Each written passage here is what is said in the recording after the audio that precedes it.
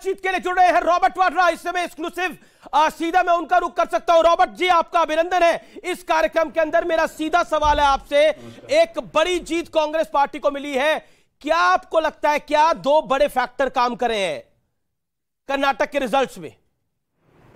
मैं पहले तो कर्नाटका के सारे लोगों को धन्यवाद देता हूं और मैं मुबारकबाद भी देता हूं कि उन्होंने भारी बहुमत से कांग्रेस को जिताया, जिसके लिए बहुत एक चीज स्पष्ट है कि कोई हाउस ट्रेडिंग या कोई अलग चीज मैं कहूंगा ऐसे नहीं हो सकती है। ये सरकार मजबूत है, भारी बहुमत से जीती है और उनके हित में जो भी वायदे हैं वो पूरे होंगे। और काफी हमारे जो कांग्रेस के कार्यकर्ता हैं उन्होंने बहुत मेहनत की, जितने नेता हैं उन्होंने बहुत प्रचार किया और राहुल और प्रियंका ने भी काफी प्रचार किया, जिसके वजह से जो भी उनके वादे उन्होंने बोले हैं मुझे पक्का पता है वो वादे उन लोगों के लिए कर्नाटका में पूरे करेंगे। 2024 की भी कहानी यहां से शुरू हो गई है। मैं आपसे जानना चाहता हूं क्या साल 2024 में, क्योंकि जैसा सिद्धारमैया कह रहे हैं कि अब राहुल गांधी प्रधानमंत्री के प्रबल दावेदार हो गए हैं, क्या राहुल गांधी प्रधानमंत्री पद के दावेदार हैं? क्योंकि एक आवाज तो प्रियंका गांधी वाड्रा के लिए भी है।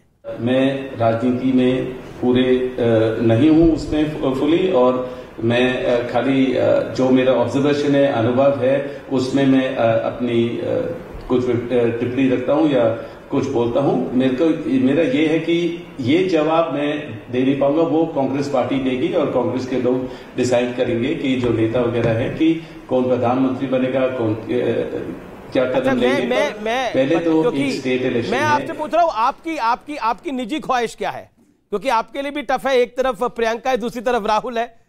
दैट्स माय ख्वाहिश है बहुत। ये यस, तो जो भेदभाव की जो राजनीति है, धार्मिक राजनीति है, ये हटनी चाहिए, सेक्युलर रहना चाहिए। जो यहाँ मुद्दे हैं देश में, बेरोजगारी के, महिला सुरक्षा, और उस चीज के लिए जो मेरे परिवार चाहे पार्लियामेंट में बोलता है, जिसके वजह से राहुल को हटना पड़ा और उनको अपना घर छोड़ना पड़ा है, जो भी माहौल है वो ठीक नहीं है। हमें सेक्युलर रहना चाहिए और हमें देश के प्रगति में ज्यादा सोचना चाहिए। अभी खाली एक ही जीत हुई है, हम उस मुकाम पे नहीं सोच रहे हैं कि कौन प्रधानमंत्री बनेगा, ये वो अभी एक ही स्टेट इलेक्शन जीते हैं, पहले हम उसको ऑब्जर्व कर लें। जी, एक और सवाल। आपने बोला कि देश में बहुत नफरत का माहौल है, राहुल जी ने भी इसी बात को बोला था। मैं आपसे जानना चाह रहा हूं कि क्या आपको लगता है कि नरेंद्र मोदी की काट कांग्रेस पार्टी के पास है, खासतौर पर लोकसभा चुनावों के मद्देनजर? क्योंकि हमने लास्ट टाइम भी देखा था, 2018 में विधानसभा चुनाव कांग्रेस पार्टी जीती थी, लेकिन 19 में मोदी जी की जोरदार जीत हुई थी 300 प्लस सीटों के साथ। आप मुझे बताइए, जब बीजेपी को लगा कि उनके जितने भी नेता हैं वो कुछ नहीं कर पा रहे हैं, उनकी बात लोग नहीं सुन रहे हैं अब कर्नाटका में, तो उनको प्रधानमंत्री जी को बुलाना पड़ा। और मैं काफी शौक हूं और उनसे मतलब कि उन्होंने इतना ज्यादा प्रचार किया, इतने रोड शो किए, इतनी मेहनत की, और उसका नतीजा नहीं कुछ निकला। तो ये जो है माहौल बदल गया है, लोग परेशान हैं। जितनी भी आप एजेंसियों को इस्तेमाल करोगे या परेशान करोगे और आप लोगों के हित में नहीं सोचोगे, उनकी सुनवाई नहीं होगी, तो ऐसे जो नतीजे ये जवाब मिलता है लोगों के द्वारा जब इलेक्शन होता है, ये आपको सब स्टेट में दिखेगा, क्योंकि माहौल बदल गया है और ठीक नहीं है, नफरत है और जो भी है सामने दिखाई दे रहा है। इसके साथ यूपी नगर निगम और यूपी निकाय चुनावों के भी नतीजे आए हैं, वो भी ठीक ठाक इलेक्शन होता है। कर्नाटक जितना बड़ा तो नहीं है, लेकिन बड़ा इलेक्शन है। यूपी एक बड़ा स्टेट है जहां बहुत बड़ी जीत मिली है भारतीय जनता पार्टी को। कांग्रेस वहां पर कहीं स्टैंड नहीं कर रही है। Your take on Uttar Pradesh, क्योंकि गांधी फैमिली का एक समय पर बेस्टन रहा है अमेठी, रायबरेली। क्या, what is your take on that? और क्या आपको लगता है प्रियंका जी को चुनाव लड़ना चाहिए रायबरेली से लोकसभा का? देखिए, लोगों की पुकार ये है कि प्रियंका लड़े। पूरी हमारी आबादी बहुत ज्यादा है, वो भी सब चाहते हैं कि प्रियंका लड़े। उनको लग रहा है कि प्रियंका में वो बिलीव करते हैं, उनमें होप करते हैं कि वो समझेंगे और देश को क्या जरूरत है। तो जरूर वो चाहेंगे कि प्रियंका वहां से लड़े, चाहे यूपी हो या कहीं से, पूरे देश भर में कहीं से लड़ सकते हैं। पर देखिए, मैं हैरान नहीं हूं कि हम किसी को कंपेयर कर रहे हैं कि एक जगह बीजेपी की हार हुई तो एक जगह ये यूपी में उनकी जीत हुई। स्टेट इलेक्शन जीते हैं, ये मैंडेट है लोगों का, वो बहुत बड़ी चीज है और मैं उनको मुबारकबाद देता हूं। जहां वो लोग जीते हैं वो अपना प्रगति दिखाएं, वहां अपने यूपी में प्रोग्रेस दिखाएं और जहां भी प्रोग्रेस होगा लोग उनके साथ सहमत रहेंगे और जवाब देंगे उनके हित में। बहुत सिंपल है।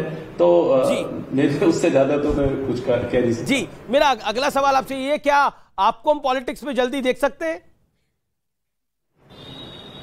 देखिए, मेरे लिए भी जरूर लोग पूछते हैं और काफी लोग आते हैं मेरे दफ्तर के बाहर यहाँ कि अगर मैं पॉलिटिक्स में आऊंगा तो जो भी मैं अगर चैरिटी कर रहा हूँ या मैं अपना धार्मिक पूरा दौरा करता हूँ तो उनको लगता है कि मैं अगर पॉलिटिक्स में आऊंगा तो अपने बड़े पैमाने पर अपना काम कर पाऊंगा और जो भी मेरे ऊपर बेबुनियाद इल्जाम लगाते हैं और एजेंसियों के द्वारा और हर चीज मैं अपनी बात रख पाऊंगा, क्योंकि मेरे को एक पॉलिटिकल प्लेटफॉर्म चाहिए होगा। क्योंकि मुझे हर चीज, जब भी कोई इलेक्शन होता है तो रॉबर्ट वाड्रा का नाम इस्तेमाल होता है और उसके बाद फिर से सब कुछ शांत हो जाता है और इतने सालों में कुछ उनको मिला ही नहीं है। तो मेरा मतलब है कुछ अगर गलत हुआ ही नहीं है तो मिलेगा क्या। तो अगर जरूर मैं जब भी वो मेरी बात करते हैं तो मैं उसका जवाब देता हूं, पर अगर ये हमेशा राजनीति में मेरे को खींचते रहेंगे तो अगर मैं पार्लियामेंट में आऊंगा मुझे लग रहा है कि मेरी बात और सुनवाई तो मतलब आप पॉलिटिक्स के अंदर आपको लगता है कि अगर आप पॉलिटिक्स के लिए आएंगे तो फिर तो आप कहते हैं कि आप पॉलिटिक्स में आएंगे, पार्लियामेंट में आना चाहेंगे। अगला सवाल मेरा बनता है, आपने बोला नफरत है देश के अंदर, तो यूपी में बीजेपी जीत रही है तो नफरत नहीं है, कर्नाटक में हार रही तो नफरत है। ये इस सवाल का जवाब क्या है सर? मैंने कभी ऐसे बोला ही नहीं है कि यहाँ नफरत है या वहां नफरत है। नहीं, मेरा सवाल है ये, आपने नहीं बोला। ये सवाल मेरा सवाल है ये सर आपसे। नहीं, पर मैं आपसे पूछूंगा, आपको लग रहा है कि हमारे देश में महिलाओं को सुरक्षा की जरूरत है और उनको वो सुरक्षित महसूस करते हैं? आप उनको लगता है कि बेरोजगारी की कोई कमी है हमारे देश में? तो मतलब कि मैं देश भर की बात कर रहा हूं। मुझे कोई इंटरेस्ट नहीं है कि एक स्टेट में जीत है और एक स्टेट में हार है। आचार्य प्रमोद कृष्णम आप ही के नेता हैं वो, कुछ कहना चाह रहे हैं आचार्य जी? जी रॉबर्ट जी। नहीं, रॉबर्ट वाड्रा जी को मैं सुन रहा था, उन्होंने बहुत ही अच्छे तरीके से अपनी भावनाओं की अभिव्यक्ति की है और बड़े नपे तुले शब्दों में की है और बिल्कुल उनको लोकसभा आने का अधिकार है, लोकसभा का चुनाव लड़ने का अधिकार है। मैं स्वागत करूंगा अगर रॉबर्ट वाड्रा एक्टिव पॉलिटिक्स में आते हैं तो। बहुत शुक्रिया रॉबर्ट वाड्रा जी आपका हमारे साथ जुड़ने के लिए और आपका बहुत कुछ। रॉबर्ट वाड्रा आप कुछ कहना चाह रहे हैं आचार्य जी को? मैं धन्यवाद देता हूं और सही समय पे अगर लोगों को लगेगा कि मैं कुछ बदलाव ला सकता हूं, कि उनके क्षेत्र में कुछ प्रगति कर सकता हूं और अगर फैमिलीज अगर मेरा परिवार उसमें शामिल है, मतलब वो खुश होते हैं, तो मैं जरूर वो कदम लूंगा। धन्यवाद जी। शुक्रिया आपका बहुत हमारे साथ जुड़ने के लिए। और इस सब हम चर्चा को आगे बढ़ाते हैं। रॉबर्ट वाड्रा हमारे साथ थे।